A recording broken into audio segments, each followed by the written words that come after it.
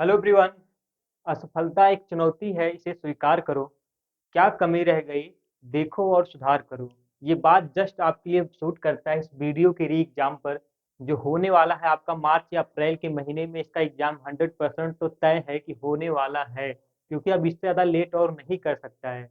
तो इस एग्जाम में क्या कमी रह गई, आपको उसे देखना है। ठीक है कि मैंने लास्ट टाइम जब एग्जाम दिया था 2018 में, तो उसमें कौन सा सब्जेक्ट में आप पीछे रह गए थे, कौन सा सब्जेक्ट आपका ठीक था, कौन सा में आप पीछे रह गए थे। मतलब रीजनिंग का थोड़ा सा प्रॉब्लम किया रहा होगा आपका, या जीएस में आप कहीं ना कहीं पीछे रह गए होंगे। तो आपको वो सब सब्जेक्ट को ध्यान में रखते हुए उस पर थोड़ा सा एक्स्ट्रा जो है आपको जो है पढ़ाई पे जोर देना है उस सब्जेक्ट के ऊपर, ताकि आप इस एग्जाम को जो है आसानी से क्लियर कर सकें। क्योंकि ये बहुत ही गोल्डन अपॉर्चुनिटी है। ये ऐसी पोस्टेज आपको बार बार नहीं मिलेंगी, क्योंकि 5 साल का समय बीत चुका है। बहुत सारे लोग इसमें सिलेक्शन कहीं पा चुके हैं।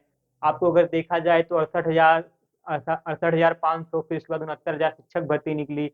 एसएससी जीडी के 50,000 बैंक से निकली, 9,000 आपके जो है यूपीएसआई में निकली, 8,000 लेखपाल में निकली। बहुत सारे पढ़े पढ़े लिखे लोग जो है कहीं ना कहीं सिलेक्शन पा चुके हैं।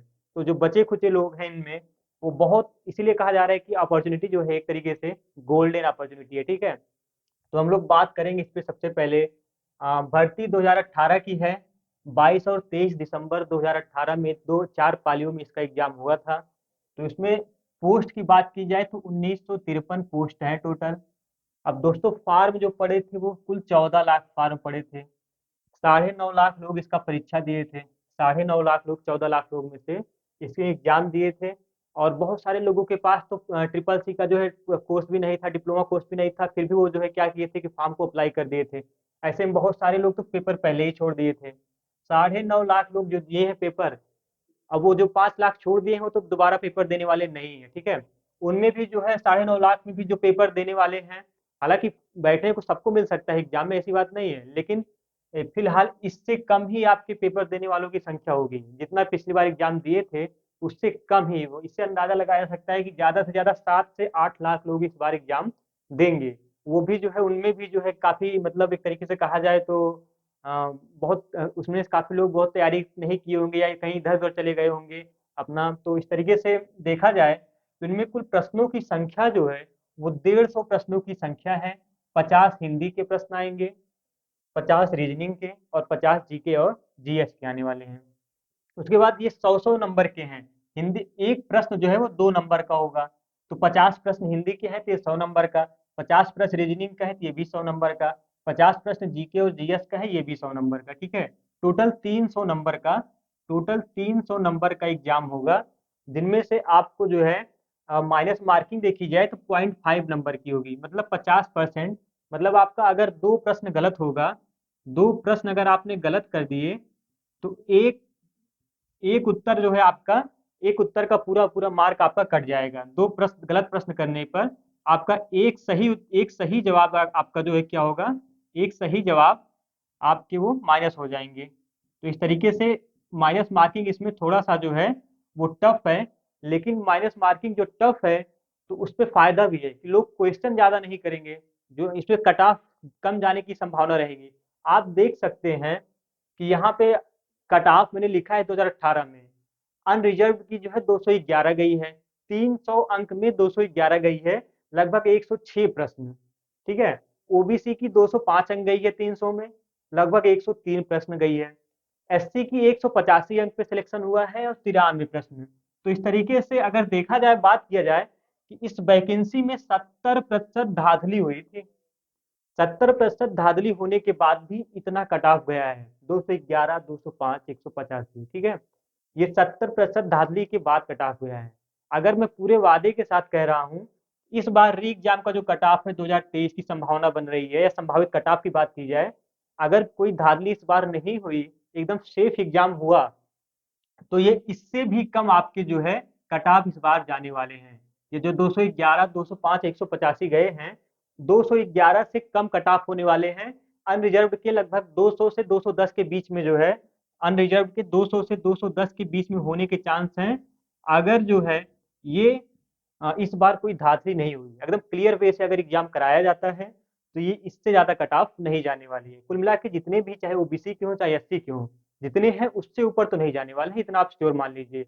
और जो पेपर का लेवल था रीजनिंग का, उससे टफ तो पेपर बिल्कुल ही नहीं बनाएगा। रीजनिंग का जो पेपर था, इससे टफ पेपर तो नहीं बनाएगा, उससे ही नॉर्मली आएगा। हिंदी का पेपर थोड़ा बहुत ज़्यादा ईज़ी था पिछली बार, तो हिंदी का पेपर इस बार थोड़ा-सा टफ बनाएगा। 100% मान के चलिए कि हिंदी का पेपर पिछली बार से थोड़ा-सा टफ बनाएगा।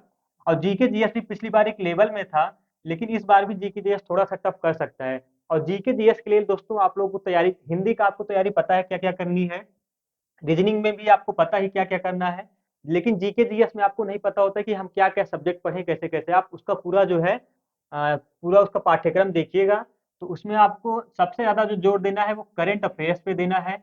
करंट अफेयर्स और साथ में यूपी स्पेशल। यूपी स्पेशल से जो है आप इस पे जो है ध्यान दीजिएगा। करंट अफेयर्स की क्लासेस मैं आपको बहुत जल्द देने वाला हूँ। मंथली वाइज़ 2022 के पूरे जो है करंट अफेयर्स आपको दूँगा। 12 महीनों के जो है आपके करंट अफेयर्स 12 क्लासेस में आपको कवर करूँगा, ठीक है? बहुत इंपॉर्टेंट करंट अफेयर्स की क्लास आपको बहुत जल्द ही प्रोवाइड करने वाला हूँ। और दोस्तों यूपी स्पेशल मेरे लगातार चल रहे हैं, प्लेलिस्ट में आप जाइएगा, वहाँ से यूपी स्पेशल के बहुत शानदार-शानदार कंटेंट मैंने एक अलग-अलग टॉपिक पे, बहुत महत्वपूर्ण टॉपिक्स पे पढ़ाए हुए हैं। तो वहाँ पे आप यूपी स्पेशल ज़रूर देखिए, क्योंकि यूपी स्पेशल से कम समझ लीजिए कि करंट अफेयर से कम से कम मिनिमम जो है 8 से 10 क्वेश्चन करंट अफेयर से, और 8 से 10 क्वेश्चन ही यूपी स्पेशल से पूछेगा। मतलब 8 से 10 क्वेश्चन यूपी स्पेशल से भी पूछेगा। टोटल 50 क्वेश्चन में इतना मान के चलिए कम से कम 15 से 20 क्वेश्चन आपके करंट अफेयर्स और यूपी स्पेशल से होने वाले हैं। तो दोस्तों आपको यूपी स्पेशल की क्लासेस मेरे प्लेलिस्ट में मिलेंगी। आप वहाँ पे जाके देखिए, बहुत ही गोल्डन अपॉर्च्युनिटी है समझ लीजिए कि इस एग्ज़ाम के लिए।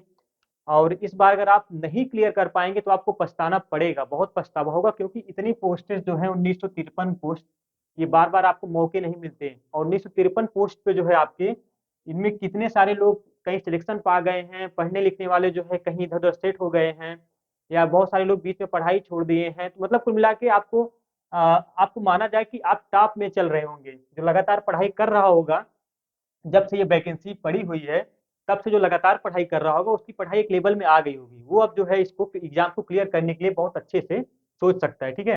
तो आप लोग इसको बहुत हल्के में ना लेके, बहुत एक तरीके से कहा जाए तो इसको बहुत क्लियर वे में आप लोग इसकी तैयारी करना शुरू कर दीजिए, क्योंकि 12वीं पास के बाद आपकी पोस्ट पे अधिकारी स आपको अधिकारी जो है लग जाएगा आपके हैंडल पे जो है कि हाँ, ये अधिकारी है। केवल 12वीं पास योग्यता है इसमें, और आपको अधिकारी का जो है इसमें ठप्पा लग जाएगा। तो इस तरीके से आपको इसमें तैयारी करनी चाहिए इसमें। दोस्तों आप लोग चैनल को सब्सक्राइब ज़रूर कर लीजिएगा और साथ में इसको शेयर भी करिएगा। दोस्तों आपको बहुत इंपॉर्टेंट क्लासेज़ यहाँ से मिलती रहेंगी। जीएस की सभी क्लासेज़ आपको यहाँ पे मिलेंगी, तो साथ में यूपी स्पेशल के जितने भी क्लासेज़ हैं आपको मिलते रहेंगे। हिंदी की प्लेलिस्ट मैंने अलग से बना के रखी हुई है, आप लोग वहाँ पे देखिएगा, सारे हिंदी ग्रामर बहुत इंपॉर्टेंट टॉपिक्स वहाँ पे पड़े हुए हैं।